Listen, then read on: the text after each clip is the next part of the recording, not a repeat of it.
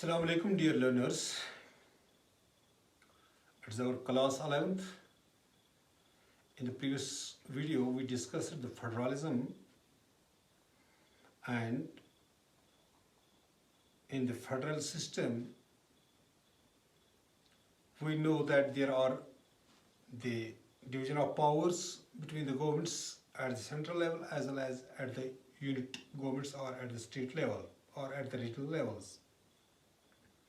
Sometimes these federal states like India become unitary as they exercise certain powers which makes them that these governments sometimes become the unitary governments. The Indian constitution is also having the unitary features, as we can say that when there is the appointment of the governors are usually appointed by the President of the India, and the governor works as the agent of the center within the states. We know that all the bills can become laws when they are passed by the legislative assemblies.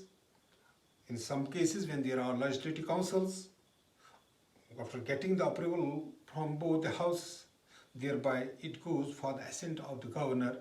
When governor puts his sign on the bills, they become laws. After becoming the laws, it is dependent on the governors, who is the agent of the center. So the governor has become the representative of the center within the state, within the units, which makes that center is directly, that the states are directly dependent on the center, and the governor works here as the agent of the. So the appointment of the governor is the first unitary feature of the Indian constitution. Likewise, we have the representation in the legislature. We know that the upper houses are generally known as the houses of the states. These houses of the states, the representatives from the states who are there, they are unequally justified. The representation in the legislature or in the upper house is not equal, as there are some states who are represented by more members and some states are represented by the less members, which has resulted that center is exercising its powers all over the states, which has made the center the unitary or more commandant, having the commandant's position in the affairs of the government. Likewise, we are having the single citizenship. As we know, in India, a person living here with a tenure of 10 years, having a complete stay within the India, or having his business, having his units, or offering him his citizenship with India, residing in India for 10 consecutive years, can become the citizen of the India. All the states, which are nowadays, we are having 28 states, 9 union territories, all these units, all these states or the union territories, the people living in these union territories throughout the land of India, throughout the territory of India, are having the single citizenship. And there is no separate constitution for any other state. Although there was the constitution of Jammu and Kashmir, but that was also abrogated through an amendment in the year 2019 on 4th of August 2019. Likewise, the Parliament of India, the Parliament of the center, the government at the union level can make any kind of change in the provisions of the states in order to, by 2/3 majority. So the center is more powerful than the states, what we call as the unitary feature of Indian constitution. Likewise, integrated judiciary. Usually in the federations, in the federal states, there is the dual there is a dual system of courts, but in India we are having that there is integrated system of the courts. The Supreme Court is the apex court. Likewise, we are having the division of powers. As we know that there are the division of powers between the center and its unit governments, or its provincial governments, or its regional governments, or what we call generally as states. The 197 subjects allotted to the center are more or more or more are of more significance, whereas the subjects allotted to the states are of not so nature. So, and likewise, sometimes the constitution has allowed the Parliament of India to make amendments by 2/3 majorities in case of some subjects which have been allocated to the states. What we call that this is the another unitary feature of the Indian Constitution. Likewise, power to form new states and change the existing boundaries under Article 3, that the Parliament, that the Union government or the central government has the power to change or to change the boundaries, or to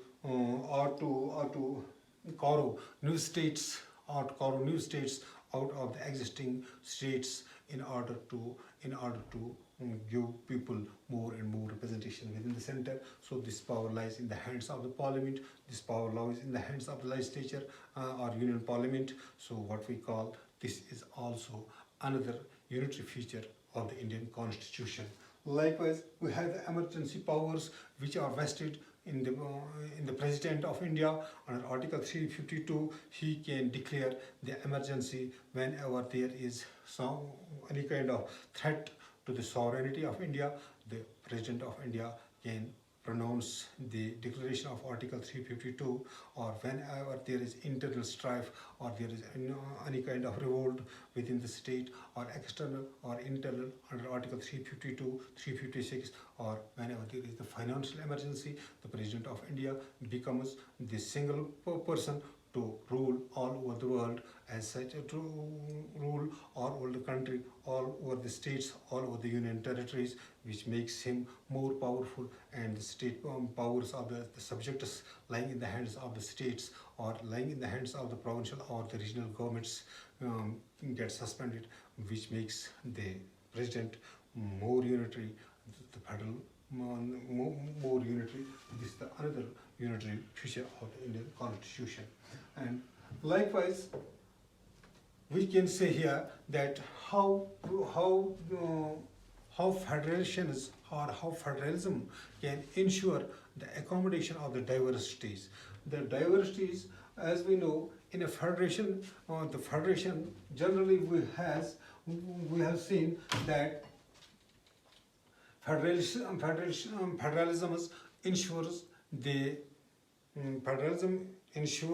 the diversities in the following way, that there is when the diversities are having their social, cultural, linguistic, or the religious diversities are there, so they can have their protection of interests by their state governments, by their provincial governments, in order having a safeguard to protect their cultural, social, linguistic, and the religious interests. Likewise, the diversities can be protected as the union government have the power, or have under the federation, they have their own constitution to safeguard their own interests. Likewise, normally in a federation, in a federal state, the units have their own constitution, but in India this is not applicable, as to protect the rights of the diversities lies in the hands of the union government. And there is the Declaration of the Human Rights also, which has been made by the UNO in the year 1948, under which some the cultural, religious, as well as the linguistic provisions or the interests are lying in the hands of state governments.